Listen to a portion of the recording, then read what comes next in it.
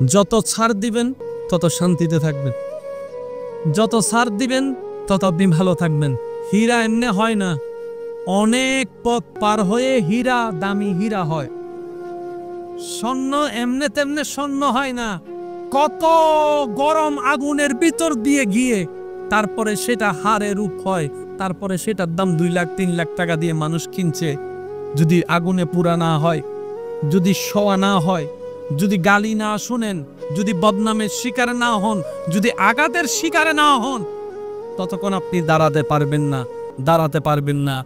যাদেরকে দুনিয়া ভাঙতে চায়, আমি শ্রদ্ধার সাথে ভালোবাসার সাথে অনুরোধ করছি আমার ভাই বোনদের কাছে, যদি কখনো দেখেন দুনিয়া আপনাকে ভাঙতে চাচ্ছে, নামাতে চাচ্ছে, ধ্বংস করতে চাচ্ছে, আপনি রবের উপর তাওয়াক্কুল করে নবীর প্রেম ভালোবাসা নিয়ে একটু ধৈর্য ধরে সময়ের অপেক্ষা করবেন, সময়ের অপেক্ষা করবেন, রবের হুকুম আসা পর্যন্ত সময়ের অপেক্ষা করবেন।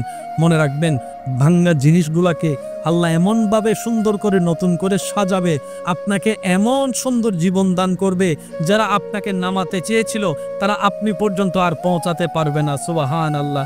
যারা আপনাকে টেনে ধরে নামাতে চেয়েছে তারা অনেক পিছনে পড়ে থাকবে, আপনি রবের রহমত নিয়ে অনেক দূরে এগিয়ে থাকবেন।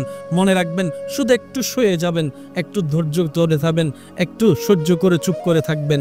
যত সইবেন তত পাইবেন, যত সইবেন তত পাইবেন। কোনো আফসোস নাই, কোনো আপত্তি নাই, কোনো হা হতাশ নাই। রবকে শুধু এতটুকু বলবেন যখনই মন খারাপ হবে, সিজদায় মাথাটা ঝুঁকিয়ে, ইয়া রব, আমি যা পেয়েছি কোনো কিছু পাওয়ার যোগ্যতা আমার কাছেই নেই, সব তুমি দয়া করেই দান করেছো, সব তুমি দয়া করেই দান করেছো।